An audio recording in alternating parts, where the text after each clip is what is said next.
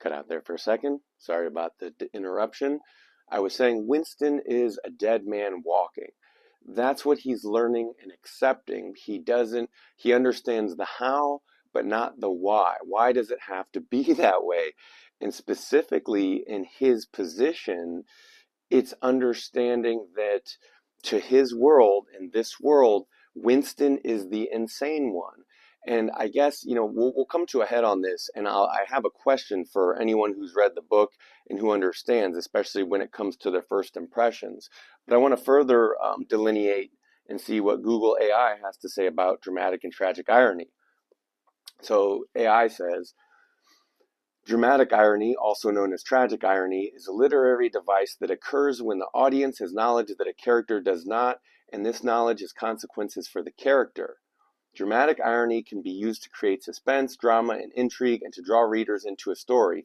Like I said, though, traditionally, the intrigue never mattered. It was always about what the people were identifying with was the feeling of the one experiencing the story. So it can also highlight a character's tragic flaw, less important here. Um, Although in 1984, it is Winston's naivete. And, the reader doesn't necessarily, what we're going to get into here is that the reader, so long as the reader is, not, assuming this isn't their first book, assuming they're familiar with literary devices, assuming they're well read to a certain point, that they're going to understand there is a certain amount of foreshadowing and irony going on. That there is what's it called? A lot of illusions, right?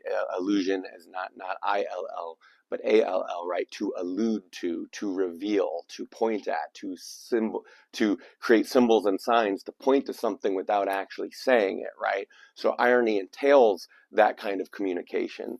And if you understand the story, the reader will realize really what the reader should realize in this world, in this totalitarian world, the reader should realize that Winston doesn't stand a chance.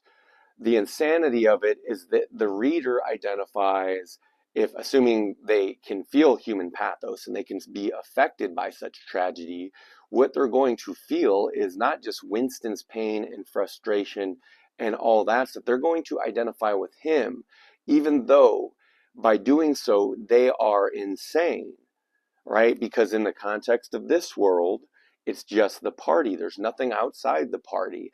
Everything, including the revolution, is patented, copyrighted, and owned by the party. It serves the party in their political purposes. It serves their power and their excuses for power. And that's what we're going to see. So the whole thing basically begins, the book begins, remember, with Winston starting a journal, because in a totalitarian world of a singular God who is a corporation state, there is no self. It's only the party and the party's lines. There can be no resistance, right? So it begins with Winston writing in this journal that he bought, and he's not even supposed to have it. There's no laws, but it's technically illegal. And no one would, and more so, no one would understand him. They wouldn't even understand, hey, Winston, why do you have a problem? Hey, Winston, why do you feel like writing in a book? That's suspicious, right? Kind of goes from there. So he's writing and he realizes, first thing he writes is April 4th, 1984. It's the date.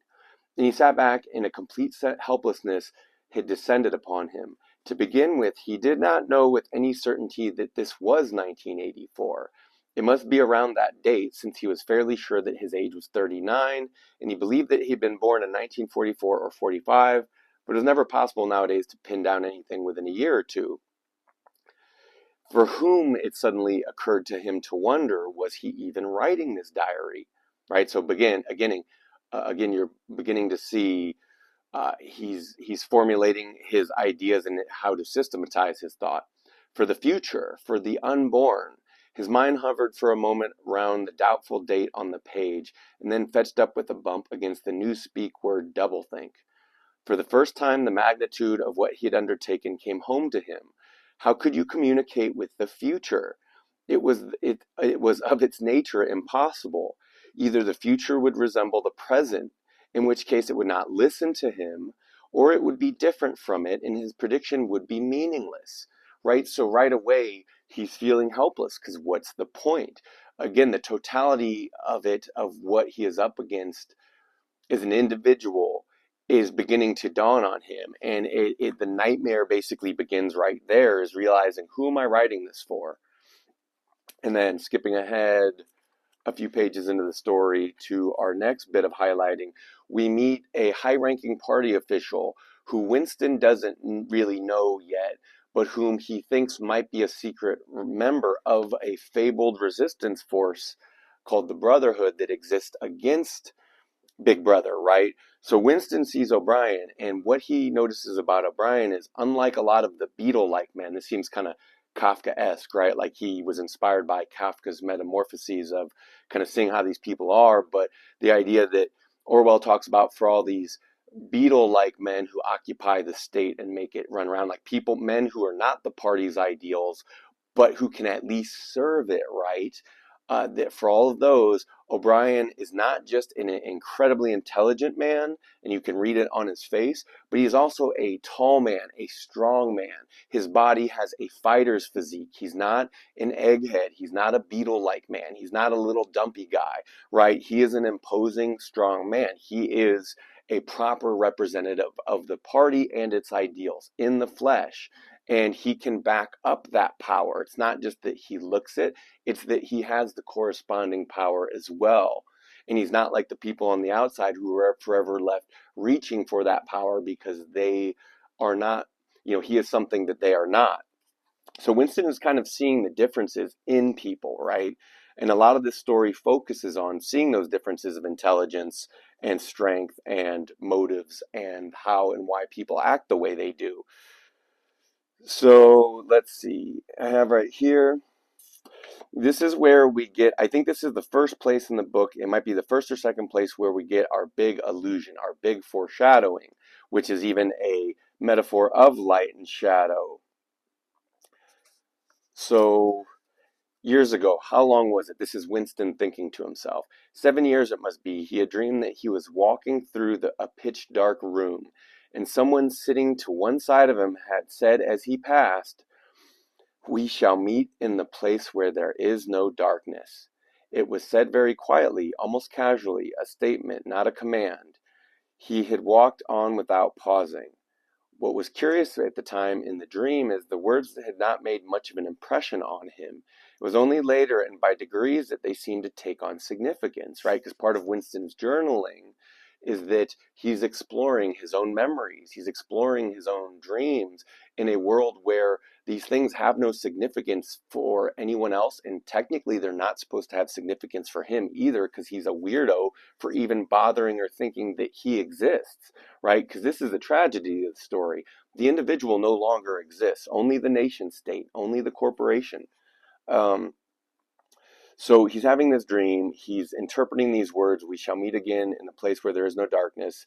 He could not now remember whether it was before or after having the dream that he had seen O'Brien for the first time, nor he could remember when he had first identified the voice in his dream as O'Brien's.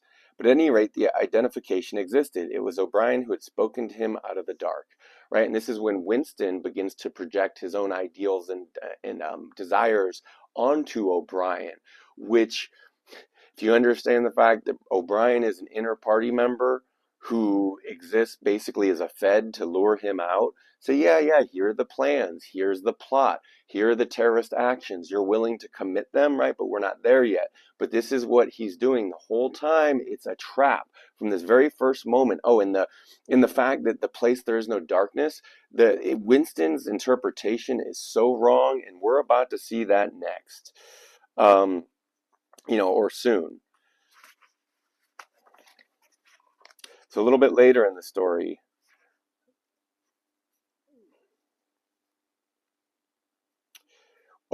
Winston is really beginning to understand who he's writing his journal for. In reality, it's for himself, but then when he thinks about who is going to realistically see it, he realizes it's O'Brien, right? He was trying to write in the journal. He was losing faith. because he had just posed to himself, thinking about this idea of mind control and how the party works. After all, how do we know two and two make four? Or that the force of gravity works? Or that the past is unchangeable? If both the past and the external world exist only in the mind, and if the mind itself is controllable, what then? Right? Contrary to all these thinkers and philosophers and religious people through the ages who say, oh, it's the world is illusion and it's all in your head. Winston is realizing, no, it's very much physical. It's as much physical as it is mental. There's no difference, really. That's exactly what he's pointing out, is this: there's been a false separation, which is precisely the lie upon which people are deceived. But no, in this case, as Winston continues to journal, but no, his courage seemed suddenly to stiffen of its own accord. The face of O'Brien, right? Because remember, I told you he's beginning to project his own heroism and his own desire onto O'Brien, right? Not called up by any obvious association, had floated into his mind. Winston knew with more certainty than before that O'Brien was on his side. He was writing the diary, right? He realizes, who am I writing this for? I'm writing for the future. I know, I'm writing for the diary for O'Brien, to O'Brien. It was like an indeterminable letter which no one would ever read, but which was addressed to a particular person and took its color from that fact, right? An inner party member is going to get his hands on this journal, and what you eventually find out, right? Because spoiler warning, the book's pretty old, but the reality is O'Brien was reading it the whole time. The thought police were reading it the whole time. They were watching it the whole time. The whole thing was a setup. And it was so successful that Winston basically goes straight to O'Brien and says, I'm in. And O'Brien says, well, we'll get there. But anyway, Winston is realizing it. And this is the dramatic irony, or this is the tragic irony, right? The reader should realize this is all going horribly. Just as Winston is at his most hopeful is when you should realize the nightmare's about to grab him by the face, right? And it's his own worst fears staring him back in the eyes. Because that's what the party's good at doing. It's good at bringing out your worst fears. So now we get into how naive and hopeful Winston is. you know, um, so it was at night that they came for you. They always came for you. He's talking about the secret police, right? The thought police. He opened the diary. It was important to write something down. He tried to think of O'Brien, for whom or to whom the diary was written, but instead he began thinking of the thing that would happen to him after the thought police took him away. It would not matter if they killed you at once. To be killed was what you expected. But before death, nobody spoke of such things, yet everybody knew about them, in parentheses. There was the routine of confession that had to be gone through, the groveling on the floor, the screaming for mercy, the crack of broken bones, the smashed teeth, the bloody clots of hair. Why did you have to endure it, since the end was always the same? Why was it not possible to cut a few days or weeks out of your life, right? Nobody ever escaped detection, and nobody ever failed to confess. When once you had succumbed to thought crime, it was certain that by a given date you would be dead. This was him realizing, right, that thought crime doesn't entail death. Thought crime is death. The moment you begin to individuate, your days are numbered. So Winston tried with a little more success than before to summon up the image of O'Brien. And Winston quotes here, he's saying out loud, "We shall meet in a place where there is no darkness," O'Brien had said to him. Oh God, this is the worst. The place where there is no darkness was the imagined future, which one would never see. Oh, Winston is wrong there. He sees it. But which by foreknowledge one could mystically share in. Oh my God, this is so meta. Do you see this? The place where there is no darkness was the imagined future. Oh God, you're so wrong, Winston. Which one would never see, but which by foreknowledge, right? Hint, hint, dramatic, tragic irony, one could mystically share in. But with the voice from the telescreen nagging at his ears, he could not follow the train of thought further, right? So basically you can imagine a commercial or CNN's playing and it's the next perpetual warfare that's going on at any given moment. And this is funny. Half the tobacco promptly fell onto his tongue, right? It's just, there's constantly that little, right? It's always, the hole in your boot, the knowing what's behind the smile, all those little joys that are just falling apart as well. You can't even have little things in this world. It's also dingy and terrible. And it just keeps getting worse and worse, because in this case, you see the foreshadowing of the place where there is no darkness. Well, if you know what that means because you've read the story, he's talking about the ministry of love, aka the ministry of torture. So now we get to the setup. Finally, the setup is complete. The thought police have been successful. O'Brien has been successful. Winston is an utter failure. He walks into the Fed's office, goes straight in and says, I'm on your side, right? I want to work for this fabled mythical brotherhood, right? Because O'Brien had already given, or this is where it's about to happen, but uh, the setup has been complete. The head job is complete. Winston bought the lie that the state intentionally floats, that the revolution will be televised, right? That the hope is in the proles, right? Winston is delusional. Again, back to what I said earlier. If the reader understands either in part or full that any of the tragic and dramatic irony here, it's that Winston, by O'Brien and the party's standards, is absolutely insane. He is so wrong. And he is so wrong that he walks into the State Department and says, I want to be a terrorist. And the state goes, great, let's sign you up for our terrorist program. And this is where, again, the irony, you could cut it with a knife. Everything they're saying is backwards. Everything they're saying is wrong. The feeling is tense. So Julia and Winston decide they're going to put their faith in O'Brien. They're going to go into his office. He's going to turn off the telescreen, right? And sure enough, Big Brother's not listening anymore, right? And they're going to say, hey, we want to join the Brotherhood, this fabled revolution against Big Brother. So O'Brien's saying, yes, we can turn off the telescreen. That's a privilege, right? Because that's unheard of or unknown of. He was opposite them. Okay, so I'm just going to get to the words here. Shall I say it? O'Brien resettled the spectacles on his nose. Shall I say it, or will you? O'Brien said. I will say it, Winston said properly. The thing is really turned off? Yes, everything is turned off. We are alone, right? That's the illusion, the illusion that they're alone. We have come here because he paused, realizing for the first time the vagueness of his own motives. Since he did not in fact know what kind of help he expected from O'Brien, it was not easy to say why he had come here.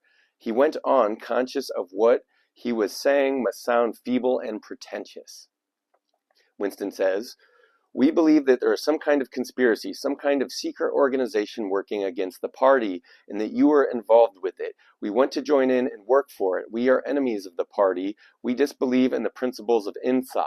And remember, O'Brien's tied too, because if the party's listening, then for all that the party listening knows is that O'Brien actually is a traitor, is ready to go traitor. Because remember, eventually, everyone in this world is sold out. Everyone eventually winds up in the ministry of truth, one way or another, or ministry of love.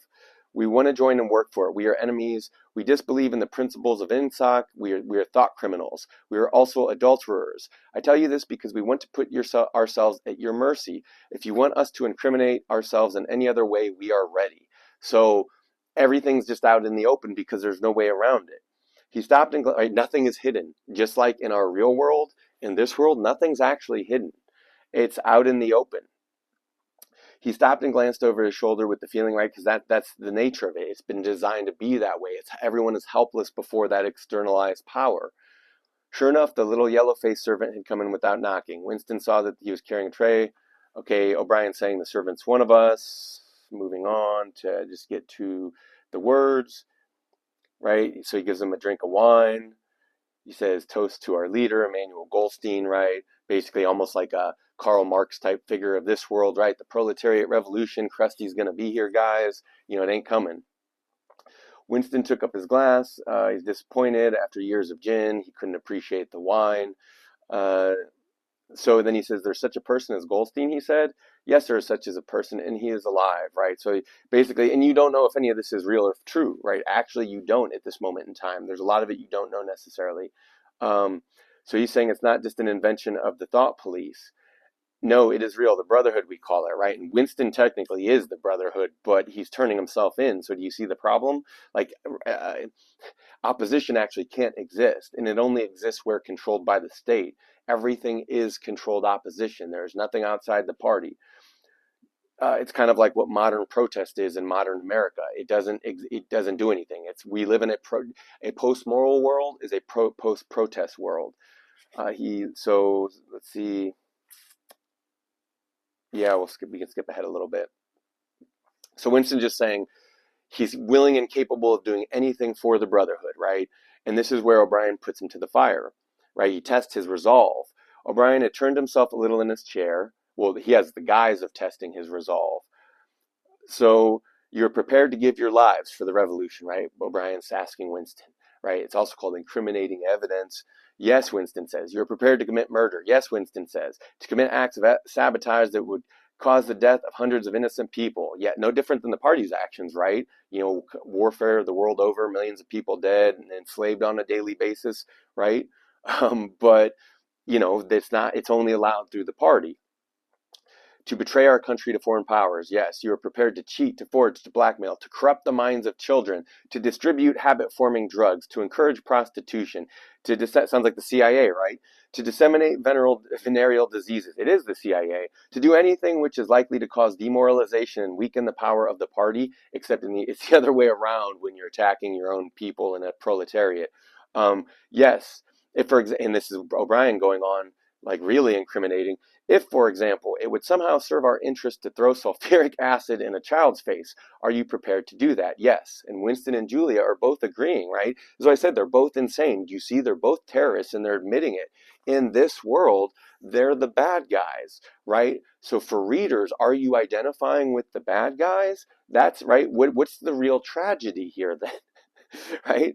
Because Big Brother wins. That's the happy ending, right? That the herd survives. That the nameless gray mass survives, right? That the perpetual war can go on. That's success for Big Brother. That the war doesn't stop. So, yes, okay, you're prepared to lose your identity and live out the rest of your life as a waiter or a dock worker, so witness protection, yes. You're prepared to commit suicide if and when we order you to do so. Espionage and spy work, right? Yes, of course. Black stuff, all that stuff. You're prepared, the two of you, to separate and never see one another again. No, broken Julia. Okay, I love Julia because she is loyal to Winston, right?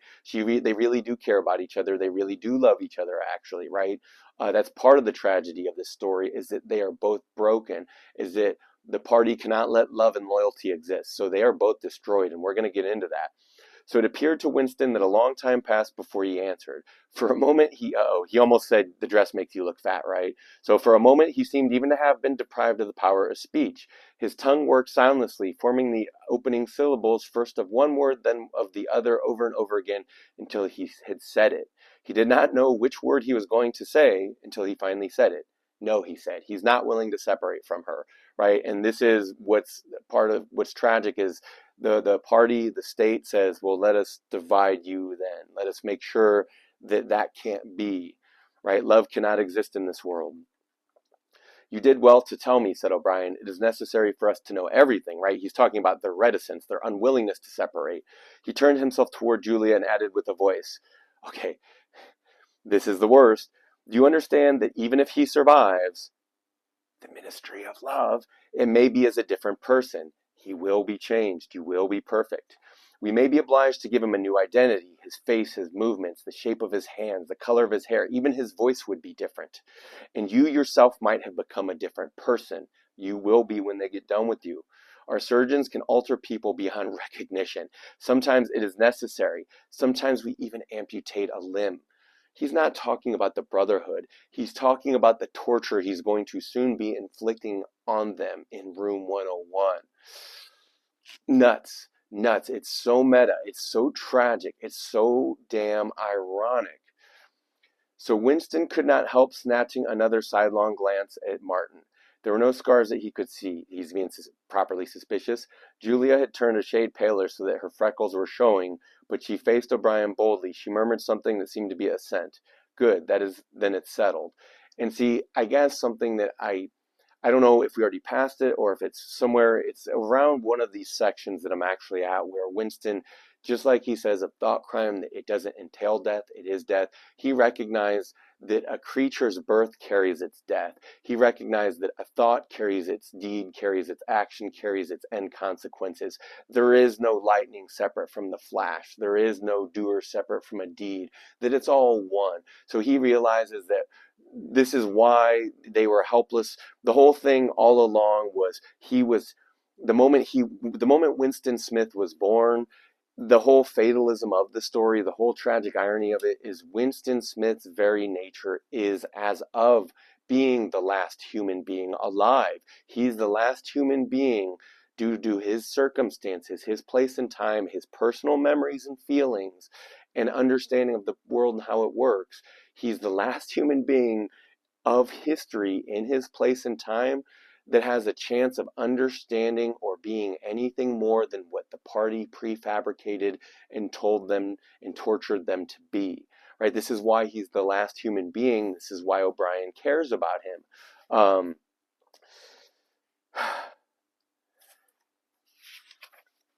So it gets, and it just the levels of irony keep going. That O'Brien's literally telling him the truth of both what his circumstances have always been and what they are now. He's just going on. He's basically filling in the story, right? He's literally, this is as right, this is the evolution of storytelling in ancient Greek tragedy. Now we don't. He's literally telling us all the actions that will happen in the story to the point of there is no more story, right? That the story ends, that there is no story. Humanity stops. History has stopped. Time has stopped. There is no personality. There is no individual. There is only the hive. There is only the group. There is only the corporation and the state, right? And the irony is that he's spelling out the reality he's currently existing. So O'Brien says, you understand, you will be fighting in the dark, right, for this imaginary brotherhood that's not real. It's real by consequence of Winston's existence, but O'Brien's already telling him the nature of it. You will always be in the dark. You will receive orders and you will obey them without knowing why, right? And Winston was already doing this of his own self accord. He was following his own self's thoughts and memories and feelings out to see where that led him. Where did that lead him? All the way to room 101. And O'Brien is telling him that that's where he will meet him. In that place where there is no darkness, we will meet again. It's not the future you're hoping for. It's the world where I crush you and tell you that you're insane and prove it to you to the point that you now accept our reality, because how could you deny? Look at your position, Winston. Where are you at, Winston? What is this delusional reality in your head, Winston? You know, so you're fighting in the dark. Later, I could send you a book from which you will learn the true nature of the society in which we live, right? So he's being a bit Morpheus, and the strategy by which we shall destroy it. When you have read the book, you will be full members of the Brotherhood. Winston already is that. But between the general aims that we are fighting for and the immediate tasks of the moment, you will never know anything. I will tell you that the Brotherhood exists, but I cannot tell you what its numbers are. He goes on to say, you know, is it was your first contact, it will be preserved. I'm your first contact, be preserved. Is your when you receive orders, they will come from me. If you find it necessary to communicate with you, it will be through Martin. When you're finally caught, you will confess, right? He's saying what you will do, right? Winston, you're going to confess. That is unavoidable, but you will have very little to confess. That's a lie, other than your own actions. You will not be able to betray more than a handful of unimportant people. He's lying. Literally, the party makes everyone betray everyone, so everyone winds up in the same place, right? There's no fighting it. It's totalitarian. Even as both a soft tyranny that works as the public civilized face and Big Brother, I love you, family, the replacement for family face. It works as soft tyranny and it works as hard tyranny, right? By the time I may, and then O'Brien is telling the truth, by the time I may be dead, or I shall become a different person with a different face, right? Meaning something got tortured and destroyed in him because he had to be rung through it as well. Or, O'Brien could be one of the Eternal Party members. It does seem like those exist in this world. I don't remember if he explicitly says there are some people who have never been ousted because they're too smart and too necessary. O'Brien reveals himself to be such indispensable as such, right? But so this is the irony here, right? He's not talking about the Brotherhood. He's telling Winston, I will torture and kill you, right? I'm going to maim you. I might have to amputate a limb. You will be changed. Changed into what? Well, what Winston described earlier. A nation of 300 million people, all in a state of war, all with the same face. That love gets cauterized out of your breast. Any loyalty to humanity, any belief in humanity gets destroyed, right? So, let's see.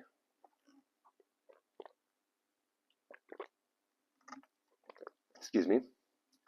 And then this is where Winston, again, he's projecting. And And also, well, and I guess he's also admiring O'Brien for being so damn smart.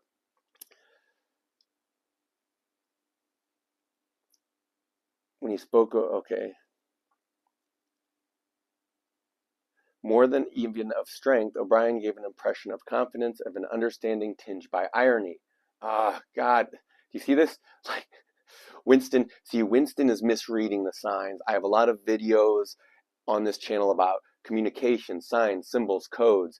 Winston's misreading everything here, right? Impression of confidence and understanding tinged by irony.